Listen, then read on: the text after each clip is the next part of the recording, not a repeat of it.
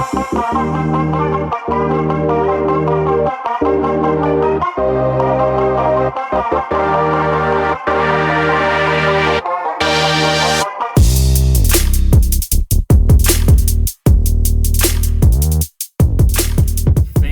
for checking out Real Talk Personal Finance.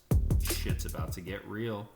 Cash Flow King with you today. And in today's episode, we have how stacking saved me over $840. Thanks for tuning into the show. As always, we really appreciate it. A few quick announcements before we get into today's episode. First of which is on our premium subscribers. As you guys know, we do a quarterly e-gift card giveaway for $25. I typically bump it up quite a bit at the end of the year going into the holiday season. I think we gave away about $100 at least last year in Q4. But we will be drawing for the Q2 giveaway here coming up in the next month or so. So for anybody that's not currently a premium subscriber, at this time it's only $5 a month. You can read about the additional benefits if you click in the show notes and click on becoming a premium subscriber today. If you do that, roughly in the next month or so, you will be eligible for the e-gift card giveaway. It's just our way of saying thanks for being premium and giving back to those that support the show. Let's see. Next announcement is, and for those of you that are premium, you've been waiting on our newsletter from Cube Crusher. I'm still up his ass on that, and that should be coming out hopefully soon. Otherwise, I will write it myself. And then next is on the microphone. For anyone that listened to the last episode, I think it was a premium episode about the real estate conference. I got some feedback that the sound quality wasn't all that great. I was using my original microphone. I believe it was the ATX 2100 at the time. And I think I had the volume down on my laptop, so I don't know that it picked up like it normally would. But today I am actually using the new microphone that I've alluded to on previous episodes. Let's see here. It is the HyperX Quadcast S RGB USB condenser microphone. That's a mouthful. But basically, I was waiting for a microphone to go on sale forever. One of my favorites, use them a lot for speakers for JBL. And they had an interesting mic set up there. It was literally half off at one point, and I just couldn't get myself to pay full price. I'd been watching it for months, and the price stayed pretty stiff.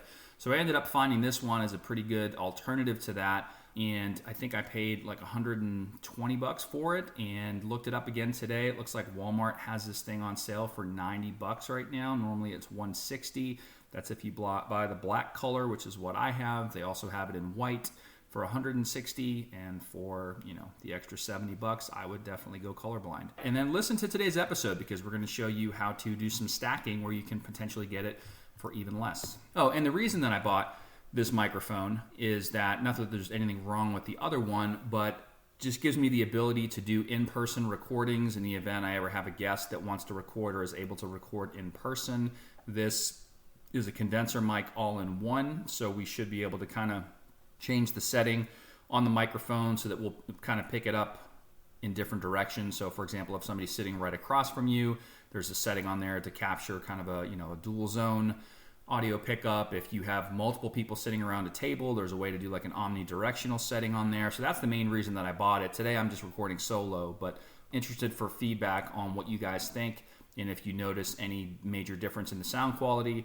And if you wouldn't mind, you can click on the link to text the show. You can email us, realtalkpersonalfinance@gmail.com. Let me know what you think of the audio, because if it turns out that the original mic is better for single episodes, single recordings by myself, I'll switch back to that. But this one is, it's a little bit smaller, so it's actually kind of nice to, if this works out, I'm probably going to stick with this one.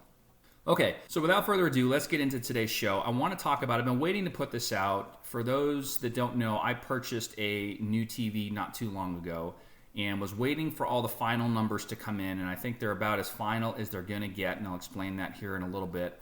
But I wanted to do an episode on, especially for big ticket purchases, how you can stack some things together and really save yourself some money, depending on what it is. So I had been looking for quite some time, was thinking about pulling the trigger close to Black Friday last year. Didn't end up doing that. watching the prices, and finally it didn't seem like they were really budging much. The sale price that was for Black Friday was pretty much the same sales price for this particular TV and other ones like it that I had been looking at pretty consistently thereafter. So there really wasn't much fluctuation. So I decided, you know what? I'm just going to go ahead and get this thing, but let me see what kind of a deal I can actually get. And I was pleasantly surprised at some of the things that I found, which is why I'm recording today's episode, and I wanted to share that with you. So when I talk about stacking, and you could even take it a couple steps further than what I'm going to describe to you, but I'm going to walk you through what I did to get what I believe is a pretty good deal on the TV that we just purchased that so far we're very happy with. And what that is combining multiple different ways, essentially, to save money, all right, on a purchase. Now, if this is a smaller purchase, if you're crazy like me and you're buying a fucking coffee at Dunkin' Donuts or something, you still might go crazy over certain promos and try to save a couple pennies. Most of you are going to say, Cash Flow King, that's just not worth my time. But if you're buying a big ticket item or larger ticket item like a TV, and yes, you can buy all different types of TVs and at different price points, but this was a fairly expensive TV for what it was, but it's something that I've been wanting. A lot of times it's worth spending or could be worth spending the time. So here's what I did. First of all, for those that are not familiar, I use a cashback portal online. We'll drop a link in the show notes. Let me double check and see what their referral's at right now. It was like $40 at one point, and then it dropped to $30. Sometimes it goes down from there. Let me see what they're offering right now. If I go here, will it show me for referrals? Normally that's plastered all over the main page here. Let's see. Activity. Yeah, here we go. Refer and earn. So it looks like $30 is what it's going to be. Currently, this changes all the time. But usually, if you sign up, and it's free to sign up, and you spend a certain amount of money in a certain amount of time, you get $30. And in this case, if we drop a link in there, the show will get $30 for the referral. Doesn't cost you anything, doesn't raise the price on anything that you're going to buy. I know some of you are already using this and have been for a while. I've been using this for years. And let me see if it'll show my lifetime cash back on here. Yeah, I'm currently at $2,813.91 of lifetime cash back. And this is for shit that I'm going to buy anyway. Right? So sometimes it's a few pennies, sometimes it's a few dollars, sometimes it's a few $100s, like we're going to find out today.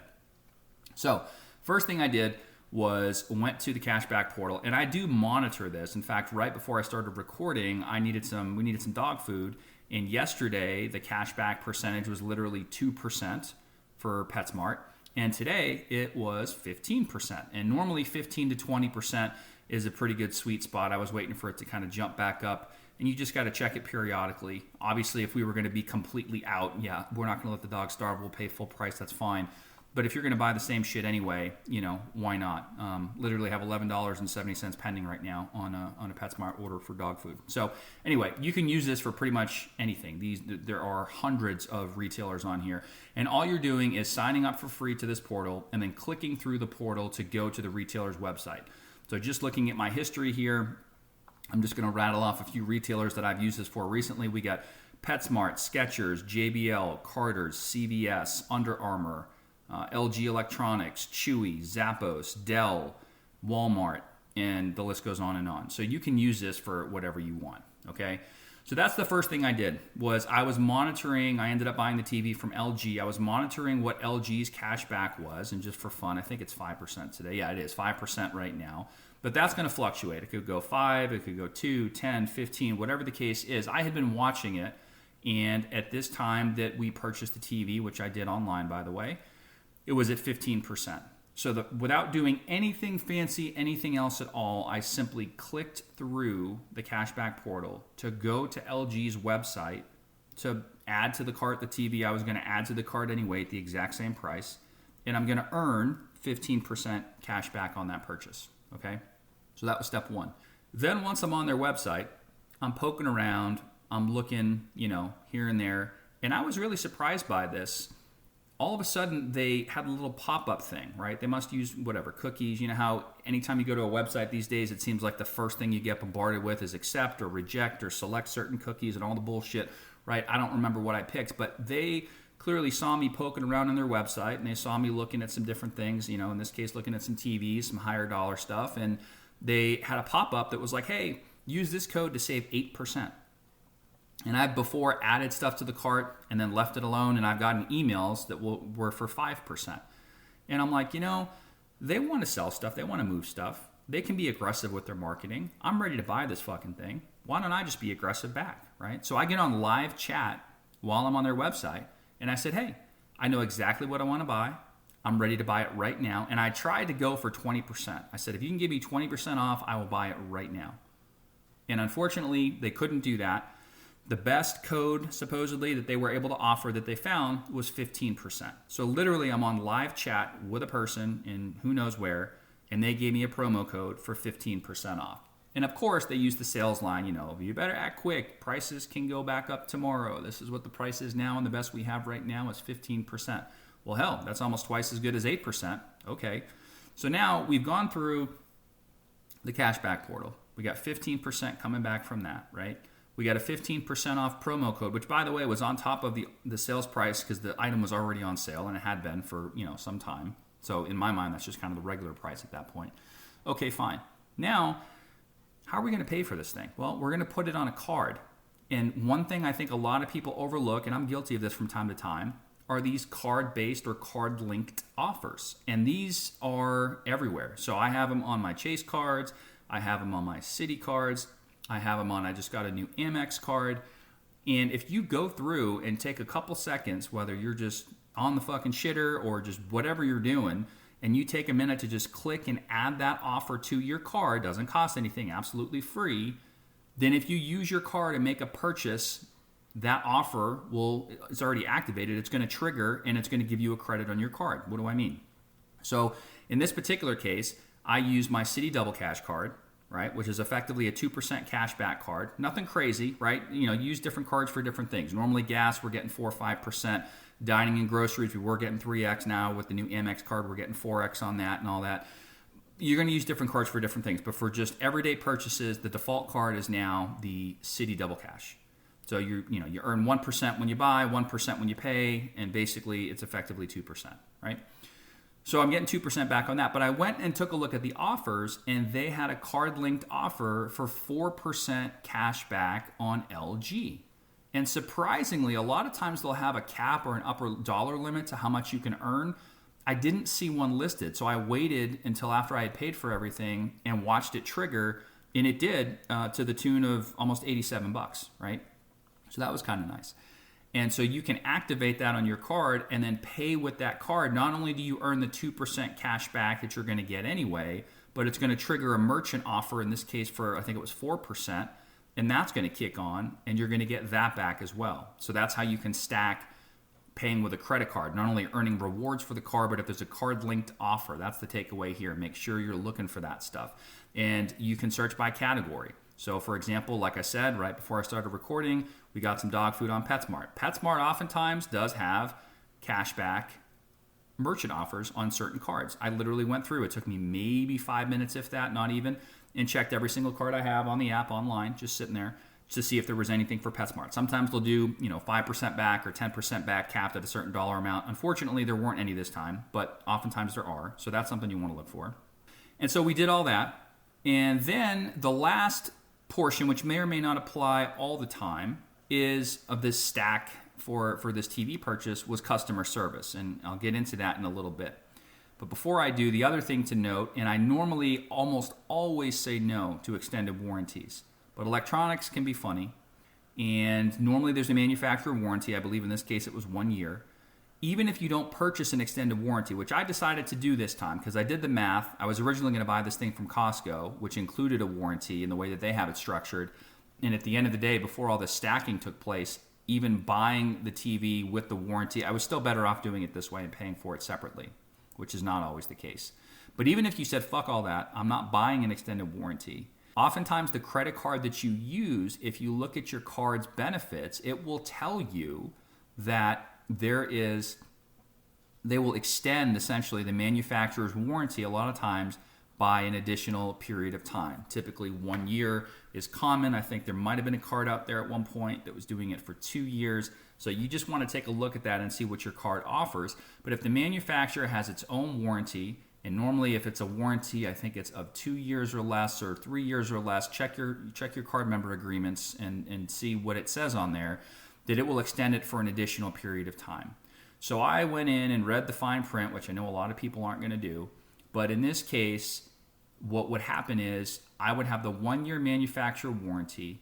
Then I would have the 2-year extended warranty that I purchased. And as long as I purchased an extended warranty for 24 months or less, which I did, it was 24 months, then my credit card, the Citi Double Cash, would extend that 1 additional year. So I'm effectively getting a 4-year warranty for the price, quote unquote, of 2, because I paid for the 2 years. The manufacturer comes with 1 automatically built into the price, obviously.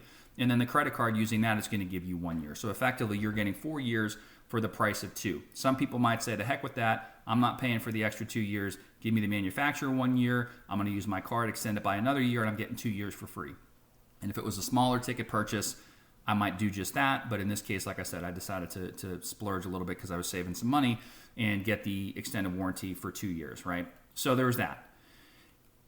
Okay, so we've stacked the cashback portal plus the promo code from the live chat plus the normal cashback on the credit card plus the card linked offer on the credit card. And then before they had an opportunity to deliver it, they were completely fucking around. And apparently they only come out to where I'm at, I think, once or twice a week. And so I was getting these texts and email confirmations that they were going to come on a particular day. And then all of a sudden, you know, I think I got a voicemail. This is like in the middle of the workday. I got a voicemail one day. And as soon as I went to go call them back, I'm getting a phone call from the same place from somebody else. I'm getting text messages with conflicting information about when they're going to be delivering. And long and short of it was, the day that delivery was scheduled, they were not actually going to be able to make it. The first person tells me they're going to come the very next day. And I'm like, all right, whatever, that's fine. Like, it sucks, but you know, that's cool.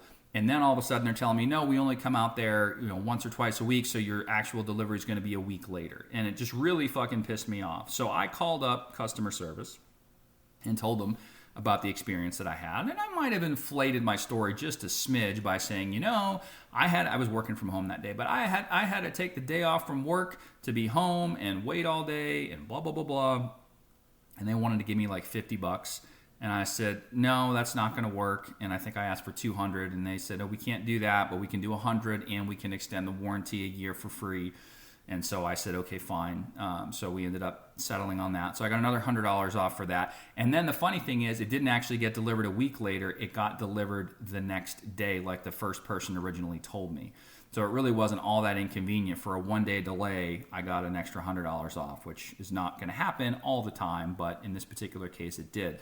Takeaway here is, don't be afraid to contact customer service if things aren't going the way they're supposed to be going, especially if you're spending a decent amount of money on items.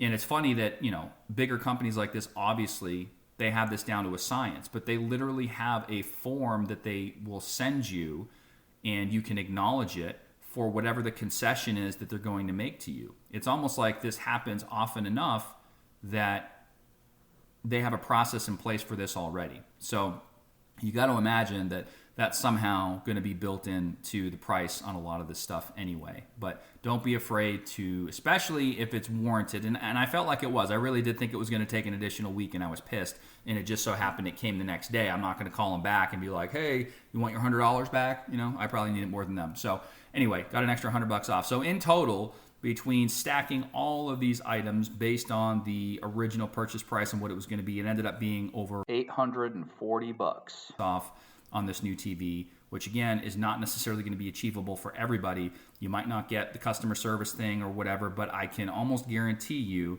if you're buying shit online and you're not using a cashback portal, and we'll link to our favorite in the show notes, that you're leaving money on the table. Also, if there's a spot for a promo code and you don't have one, and they have a live chat feature on their website and you're not using it, again, you're probably leaving money on the table. Hopefully, if you're a listener of this show, you're using different types of credit cards to earn points and rewards and things like that, and that's great.